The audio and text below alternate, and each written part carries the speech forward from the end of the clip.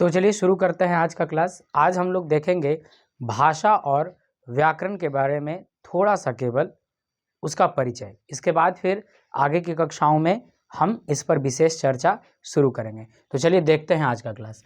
आज हम लोग बात करेंगे व्याकरण की, लेकिन इससे पहले हम चाह रहे हैं कि कम से कम भाषा का थोड़ा सा कॉन्सेप्ट हम लोग समझ लें, इसके बाद आगे बढ़ेंगे। तो पहले भाषा की बात, फिर व्याकरण की बात। भाषा की यदि हम बात करें तो भाषा जो है, आपने बचपन से भी पढ़ा होगा कि भाषा वह माध्यम है जिसकी सहायता से हम अपनी भावनाओं, अपने विचारों को दूसरों के समक्ष बोलकर, लिखकर या संकेतों के माध्यम से प्रकट करते हैं। यानी दूसरे शब्दों में हम कहें तो भाषा जो है अभिव्यक्ति का साधन है, भाषा जो है अभिव्यक्ति का एक माध्यम है।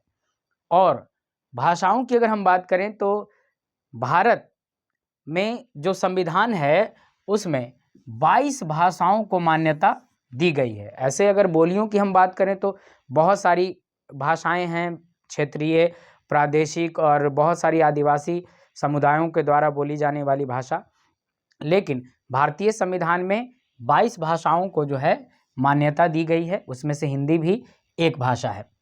भाषा के अगर प्रकारों की हम बात करें तो भाषा के मुख्यतः 3 प्रकार होते हैं।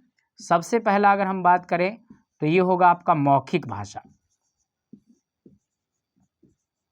मौखिक भाषा क्या है?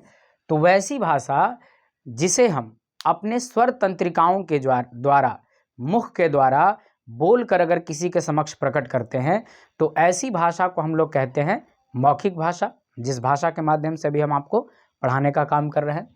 दूसरा है आपका लिखित भाषा।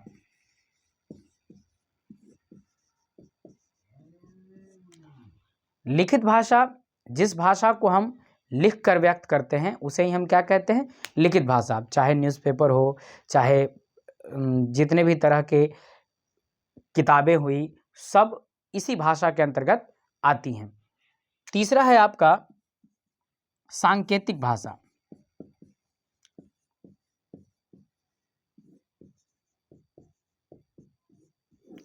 जब हम बातों को कहेंगे नहीं, लिखेंगे नहीं, बल्कि हाथों, मुंह, आंख या शरीर के किसी भी अंग के द्वारा जब हम कुछ एक्टिविटी करके, कुछ गतिविधि करके सामने वाले को कुछ संकेत देंगे तो इसी को हम लोग क्या कहेंगे? सांकेतिक भाषा।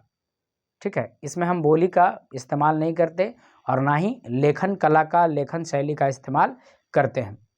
इसके अलावा यदि हम प्रसार की बात करें तो उसके आधार पर भाषा के भी प्रकार होते हैं। एक हो गया आपका मातृभाषा।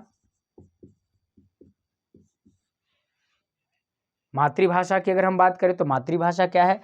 तो वैसी भाषा जो बच्चा घर से, परिवार से, परिवेश से, माता पिता से जो भाषा हम सीखते हैं वही हमारी क्या हो जाएगी? मातृभाषा। जैसे जो मगध क्षेत्र में रहते हैं उनके लिए मगही मातृभाषा है, जो भोजपुर क्षेत्र में रहते हैं भोजपुरी उनकी मातृभाषा है, ब्रज के लिए, ब्रज क्षेत्र के लिए ब्रज उनकी मातृभाषा है, अवध के लिए अवधी मातृभाषा है। और पूरे भारत तो नहीं, लेकिन उत्तर भारत या मध्य भारत की अगर हम बात करें तो सम्मिलित रूप से जो हिंदी है वही हमारी मातृभाषा है। ऐसा इसलिए क्योंकि चाहे भोजपुरी हो, मगही हो, मैथिली हो, ब्रज हो या अवधी हो, सब कहीं ना कहीं हिंदी की ही क्षेत्रीय भाषाएं हैं। इसलिए सबका जो मदर टंग है, सबकी जो मातृभाषा है वो हिंदी ही होगी। ठीक है, तो चलिए मातृभाषा के बाद बात आती है राष्ट्रभाषा की। राष्ट्रभाषा किसे कहते हैं? तो राष्ट्रभाषा जो है उस भाषा को कहते हैं जो भाषा देश में चलती है, देश के शासन प्रशासन में जिसका इस्तेमाल किया जाता है उसी को हम लोग क्या कहते हैं? राष्ट्रभाषा। लेकिन बड़े दुख की बात है, ये बड़ी दुखद स्थिति है कि भारत जैसे देश में जहाँ सबसे ज़्यादा हिंदी भाषा का प्रचलन है, सबसे ज़्यादा हिंदी भाषा बोली जाती है, लेकिन आज तक राष्ट्रभाषा के रूप में, राजभाषा है, राजभाषा का दर्जा जो है वो हिंदी अंग्रेजी दोनों को प्राप्त है।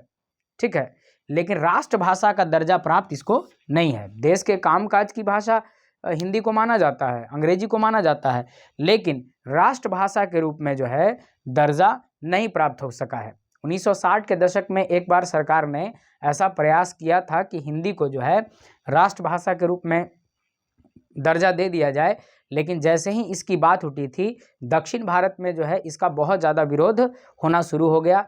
तब जाकर सरकार ने जो है अपने पैर पीछे कर लिए और वर्तमान समय में भारत की कोई राष्ट्रभाषा नहीं है। तो राष्ट्रभाषा जिसे पूरे भारत में बोला जाए, जिसे अंगीकृत किया जाए, लेकिन राजभाषा है। राजभाषा मतलब वैसी भाषा जो देश के कामकाज की भाषा है। जैसे हमारे संसद चलती है, हमारा जो भी कानून चलता है या जो भी अदालतें चलती है, जहाँ भी कामकाज हो रहा है और कार्यालयों में जिस भी तरह का कार्यालय हो, तो वहाँ जो कामकाज की जो भाषा है उसी को हम क्या कहेंगे? राजभाषा। तो राजभाषा के रूप में हिंदी भी है, राजभाषा के रूप में आपका अंग्रेजी भी है, और बिहार जैसे राज्य में जो है उर्दू को भी राजभाषा का दर्जा प्राप्त है। इसके बाद बात करते हैं अंतर्राष्ट्रीय भाषा की।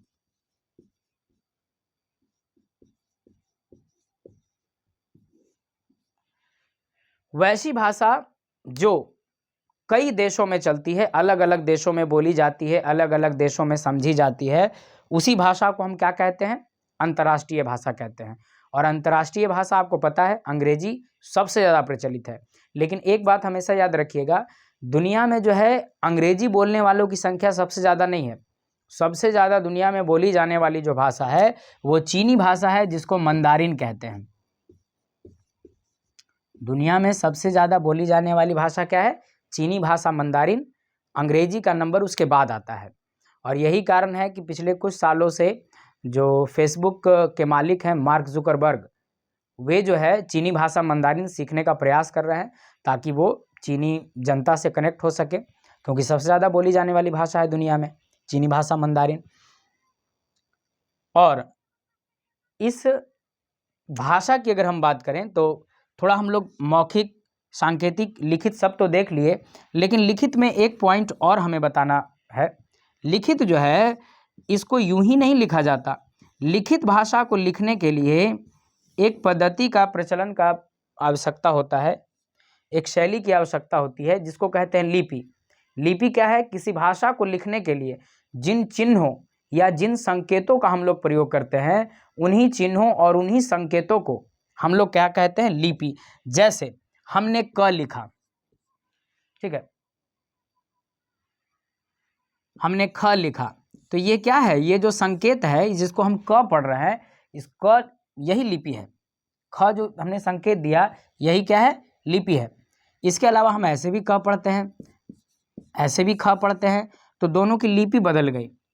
ये ख हुई, लेकिन ये कौन सी लिपि हो गई? ये रोमन लिपि हो गई।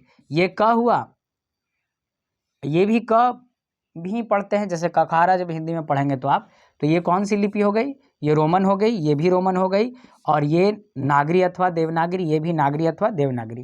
तो एक बात जान लेना ज़रूरी है कि हिंदी भाषा की जो अपनी लिपि है वो नागरी अथवा देवनागरी लिपि है। और आगे इस पर हम लोग विस्तार से चर्चा करेंगे, लेकिन थोड़ा सा व्याकरण की परिभाषा आज देख लेते हैं। कल से अगला जो क्लास होगा हम लोग का, उसमें हम लोग वर्ण, शब्द, संज्ञा, सर्वनाम, विशेषण सब कुछ को बारी बारी से पढ़ते चलेंगे। आज केवल जो छोटा सा क्लास है केवल परिचय के लिए। व्याकरण, व्याकरण जो है वह शास्त्र है, वह ग्रंथ है, जिसके माध्यम से, जिसकी सहायता से हम किसी भाषा को शुद्ध पढ़ना, शुद्ध बोलना और शुद्ध लिखना सीखते हैं। यानी व्याकरण वह शास्त्र है जो हमें भाषा को शुद्ध पढ़ना, शुद्ध लिखना और शुद्ध बोलना सिखाता है। और व्याकरण जो है हर भाषा का अपना है। हिंदी भाषा का अपना व्याकरण है, अंग्रेजी का अपना व्याकरण है, संस्कृत पढ़ें तो उसका अपना व्याकरण है। हर भाषा का अपना व्याकरण है, और हर भाषा का जो व्याकरण है उसका काम वही है। किसी भाषा को शुद्ध बोलना, शुद्ध पढ़ना, शुद्ध लिखना सिखाना ही व्याकरण का कर्तव्य है, व्याकरण का कार्य है। तो आज केवल परिचय हम लोग देखें। भाषा किसी जिसके माध्यम से हम अपने भावनाओं तथा विचारों को दूसरों के समक्ष बोलकर लिखकर प्रकट करते हैं, उसे भाषा कहते हैं। जब हम भावनाओं को बोलकर प्रकट करेंगे, व्यक्त करेंगे तो मौखिक भाषा, लिखकर व्यक्त करेंगे तो लिखित भाषा, संकेतों के माध्यम से व्यक्त करेंगे तो सांकेतिक भाषा। जो भाषा हम घर से, परिवार से, माँ से, पिता से, परिवेश से सीखेंगे उसको मातृभाषा।